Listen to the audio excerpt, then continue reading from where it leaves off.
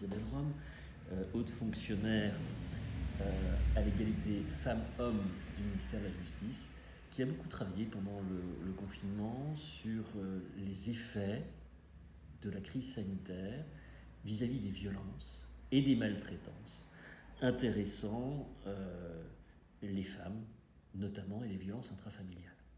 Et donc nous allons lui poser une première question qui est celle du lien entre le confinement et le Covid et les violences d'une manière générale. Le lien entre le Covid, le confinement et les violences, bien sûr, existe. Le confinement implique que toute la famille reste enfermée finalement dans un espace limité, clos, et il est très aisé de comprendre que cette situation peut exacerber les violences commises au sein de la famille. Et donc, c'est pourquoi dès le début du confinement, le premier confinement de mars donc, 2020, il a été décidé un certain nombre de mesures sur le plan gouvernemental, mais aussi plus spécifiquement dans le milieu judiciaire.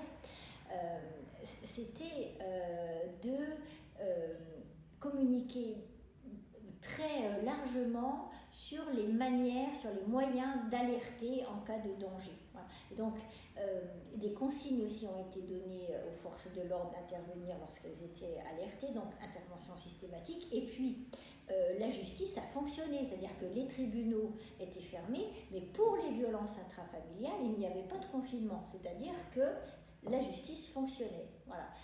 Des comparutions immédiates, de l'éviction du domicile conjugal des conjoints violents, des ordonnances de protection prononcées par des juges aux affaires familiales. Donc, j'allais dire, nous avons fonctionné à plein.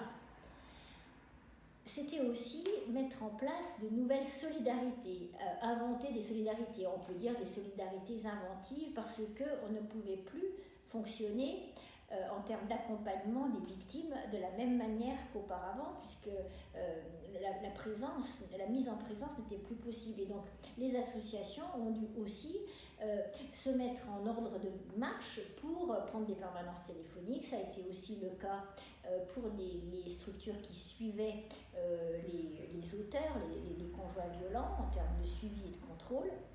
Donc il y a eu toute une adaptation, et puis aussi, par exemple, des moyens de signaler signaler des faits de violence dans une pharmacie, pouvoir aussi se renseigner, prendre contact avec une association dans un centre commercial, et puis par exemple aussi le 114 qui est une manière d'alerter par SMS. Quand on a un conjoint agresseur qui est toujours à côté de soi, il est difficile de téléphoner. Faire un SMS, c'est plus facile.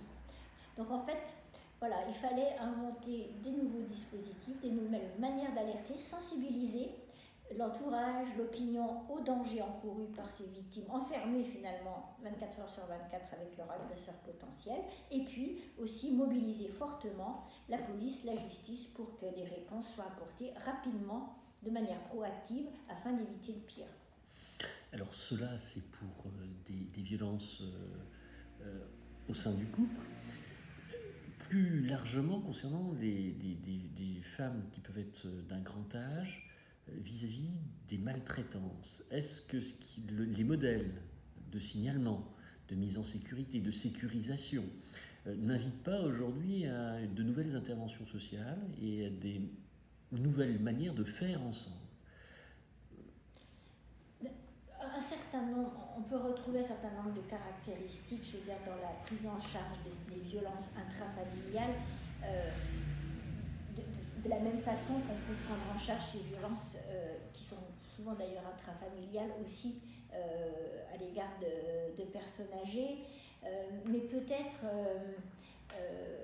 faut-il être encore plus interventionniste, si on peut dire, dans la famille, parce que peut-être que la personne âgée communique encore moins qu'une femme ou même qu'un jeune adolescent, etc. Et donc c'est très important. Et là, je pense que justement tout ce qui peut être communication qui est accessible, c'est-à-dire via via la télévision, via la radio, etc., qui communiquent des numéros, des manières d'alerter, etc., ça me semble très important. Voilà. Et puis aussi de bien sensibiliser les entourages, c'est-à-dire que si par exemple ma voisine qui est une dame âgée, je l'entends crier, ou alors et si je l'entends crier puis que pendant 3 jours je ne la vois plus du tout sortir, ça vient. Et voilà, n'hésitons pas d'alerter. Et je le répète, il ne faut jamais avoir honte d'alerter, il ne faut jamais avoir peur, et quand on se sent victime, il ne faut pas avoir honte d'aller porter plainte, il ne faut pas avoir honte de parler, on ne reprochera jamais d'être allé déposer plainte, d'être allé dénoncer des faits. Si les faits n'étaient pas suffisamment caractérisés, comme on dit au pénal, eh bien il n'y aura pas de poursuite, mais rien ne sera reproché à la victime. Une victime n'est jamais coupable, et ça il faut bien qu'elle se le mette dans la tête. Et ceux qui peuvent la soutenir et l'aider non plus. Si j'ai bien entendu ce que vous étiez en train de dire. 2 choses au regard de... La première, peut-être que ce qui a été travaillé autour de la notion d'emprise peut être intéressante vis-à-vis des maltraitances intrafamiliales ou institutionnelles. Qu'est-ce que et pourquoi à un moment il a été réfléchi cette notion-là au regard des violences intrafamiliales? Et puis, dernière question, il semble qu'il y ait des critères, des faisceaux d'indices, et que cela soit très travaillé au regard des violences intrafamiliales et des violences faites aux femmes. Est-ce que cela ne peut pas inspirer d'autres pratiques, notamment pour délier tout ce qui a trait à la maltraitance, aux violences physiques et psychologiques, intéressant le grand âge et les femmes étant plus âgées que nous? Bien sûr, l'emprise est très liée à un lien affectif existant entre un agresseur, un auteur et sa victime. Donc là, quel que soit l'âge, quel que soit ce lien, qu'il soit conjugal, filial, donc l'emprise elle est liée à un lien affectif existant. Et c'est d'ailleurs ce qui fait que l'agresseur enferme sa victime en la dominant, en l'isolant, en l'humiliant, en lui faisant subir un certain nombre de violences psychologiques, puis éventuellement en la frappant, enfin, je veux dire, en arrivant, et puis voire pire, donc en arrivant à des violences physiques. On a ce processus, et il ne faut pas oublier que ce processus justement d'emprise que développe un agresseur sur sa victime change aussi le comportement de la victime, c'est-à-dire qu'il va façonner un nouveau comportement de la victime, et cela il est fondamental, et ça c'est valable pour toute personne qui peut se trouver sous emprise, quel que soit son âge. Une personne âgée peut très bien se trouver dans cette situation avec un fils, une fille, ou avec un conjoint aussi.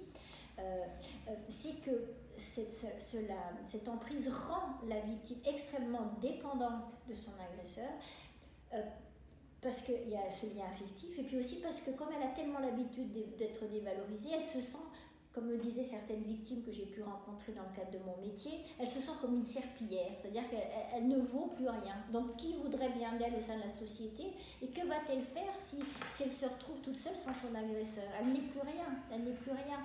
Et puis, en même temps, il peut y avoir aussi une culpabilité liée justement à l'existence de ce lien affectif. Ah ben non, je ne veux pas qu'il ait des ennuis, pour peu aussi qu'il y ait des enfants, etc. Ben non, il ne faut pas qu'il y ait des difficultés entre les enfants et le père, ou il ne faut pas que je crée des problèmes à mes enfants. Ben voilà. Ce qui fait qu'en fait, la victime, elle est isolée, enfermée, dévalorisée, culpabilisée et en danger. Et donc c'est pour ça que dans le cadre du groupe de travail que j'ai piloté au moment du Grenelle des violences conjugales, et qui fonctionne toujours, a émergé ce sujet de l'emprise, qui d'ailleurs maintenant est apparu dans le code pénal comme dans le code civil, parce qu'il est fondamental que tous les intervenants auprès de ces victimes aient conscience de ce qu'est l'emprise. Si on ne comprend pas ce qu'est l'emprise, on passe à côté des violences conjugales, des violences intrafamiliales. Donc c'était vraiment très important, et c'est par exemple tout le travail qui a été mené autour du secret médical, puisque la loi a été modifiée, puisque dorénavant un médecin ou un soignant peut porter à la connaissance du procureur des faits de violence conjugale sans l'accord de la victime, s'il estime en conscience qu'elle est dans une situation d'emprise et en situation de danger immédiat. Et donc nous avons continué, une fois cette loi intervenue, nous avons continué à travailler justement pour accompagner cette loi. Et donc avec le Conseil national de l'ordre des médecins, avec la Haute Autorité de santé, avec Éric Martinon, professeur de droit à Lyon, avec toutes les associations d'accompagnement des victimes de violences faites aux femmes, eh bien nous avons par exemple élaboré un vade-mecum à destination des soignants pour leur permettre ce signalement, pour les aider. Et vous parliez tout à l'heure d'évaluation, nous nous sommes penchés justement là-dessus et nous leur proposons, comme je vous dis, quand je dis nous, c'est vraiment une collégialité pluridisciplinaire. Une grille, nous n'aimons pas trop ce terme de grille, plutôt un document qui leur permet d'apprécier si cette victime est sous emprise, et puis aussi un document qui leur permet aussi d'apprécier si elle est dans une situation de danger immédiat. Voilà. Donc il est vraiment très important qu'il y ait des mesures qui soient prises, des lois qui aussi modifient les textes si nécessaire, mais il faut toujours accompagner les pratiques. Et j'insiste aussi sur le fait qu'il faut toujours aussi agir dans la pluridisciplinarité. Nous nous complétons et j'allais dire, nous sommes tous les maillons finalement d'une chaîne dans le traitement de ces violences intrafamiliales. Et voilà, la justice ne peut rien toute seule, mais je pense que d'autres professionnels ne peuvent pas grand-chose non plus s'ils sont seuls. C'est-à-dire que nous avons besoin de la complémentarité de nos actions. Enfin, ce n'est même pas nous, c'est les victimes ont besoin que nous soyons complémentaires. Et si nous ne comprenons pas ça, eh bien, de même que si nous ne comprenons pas la prise, nous passons à côté des violences conjugales. Si nous ne comprenons pas que nous devons agir de manière coordonnée, en complémentarité, c'est pareil, il y aura toujours des failles, des lacunes et des victimes qui seront tuées. Et alors, les maltraitances quotidiennes que l'on ne réfléchit pas, comment on peut les appréhender sans que ce soit toujours des infractions? Est-ce qu'on doit les signaler? Est-ce que l'on doit s'en inquiéter? Est-ce que ce sont des marqueurs? Que devons-nous faire par rapport à ces femmes qui peuvent être en huis clos, en vase clos, avec leur famille, qui sont âgées, qui sont pour une part vulnérables, mais qui ne sont pas toujours dans un état de vulnérabilité, faisant en sorte que l'on puisse faire des actes contre elles-mêmes. Donc comment c'est la maltraitance qui arrive avant parfois les violences, avant les coups, comment ces choses-là peuvent être appréhendées? Alors, s'il y a des maltraitances quotidiennes, on peut être dans l'infraction. Hein, voilà. Après, ça peut être par exemple des humiliations quotidiennes, des violences psychologiques. Alors évidemment qu'on peut être dans l'infraction, mais c'est vrai qu'on va peut-être moins spontanément porter plainte pour des violences psychologiques que pour des violences physiques, même si, hein, je le précise tout de même parce que parfois on croit que ce n'est pas possible, mais les violences psychologiques sont réprimées, punissables de la même façon que les violences physiques. Il faut quand même le préciser, le répéter. Mais c'est vrai que spontanément, les victimes et même leur entourage et même parfois certaines personnes qui les entourent ne pensent pas forcément à signaler ces faits de violence psychologique. Donc moi, j'insiste beaucoup justement sur le fait que les violences, ce que j'appelle violence psychologique, ça veut dire que ça peut être des humiliations, de la dévalorisation, de l'isolement, le fait de rendre la femme complètement dépendante économiquement, de lui enlever sa carte bleue, enfin ça peut être des tas de choses, voilà, et de la surveiller tout le temps, et donc ça constitue de la violence psychologique. Et donc il ne faut pas laisser si on connaît une personne dans cette situation, il ne faut pas la laisser isolée et sans rien faire. C'est-à-dire que je pense qu'il faut l'amener, alors soit à révéler les faits s'il paresse constitue une infraction pénale. Et je répète que finalement, dans la plupart des cas, c'est le cas, même si on pense que ce n'est pas le cas, c'est le cas. Et puis sinon, je pense qu'il faut apporter de la présence, c'est-à-dire qu'il faut, si on parle de personnes âgées notamment, il ne faut pas la laisser toute seule, enfermée avec son agresseur. Donc je pense que, bien sûr, on peut déclencher des mesures de protection, mais ça, quand je parle de mesures de protection, là je parle des mesures de protection comme les tutelles, les curatelles, etc. Mais ça c'est dans certains cas, c'est vraiment quand il y a une vulnérabilité au sens juridique du terme. Sinon, je pense que c'est important, ça peut être des choses toutes simples, hein, mais d'avoir qu'elle ait des visites régulièrement, que ce soit des membres de la famille, une assistante, je sais pas comment, une assistante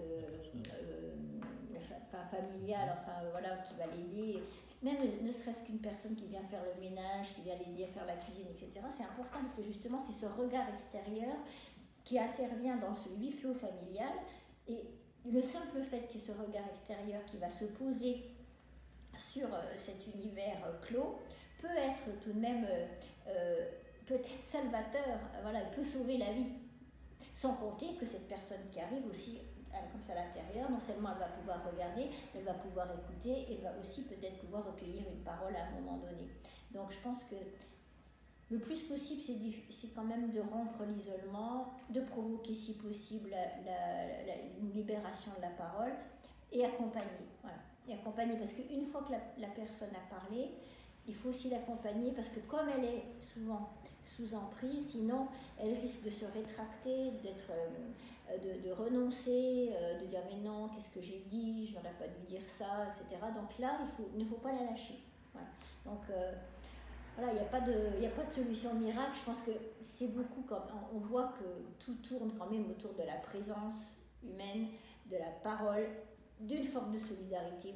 Pour moi, ce terme est important, y compris quand on est professionnel, parce que ça, on n'a pas forcément l'habitude d'employer ce terme quand on est professionnel, mais moi, j'ose l'employer, c'est-à-dire que, comme magistrate, je suis aussi solidaire. Voilà. Madame Isabelle Julrom, merci.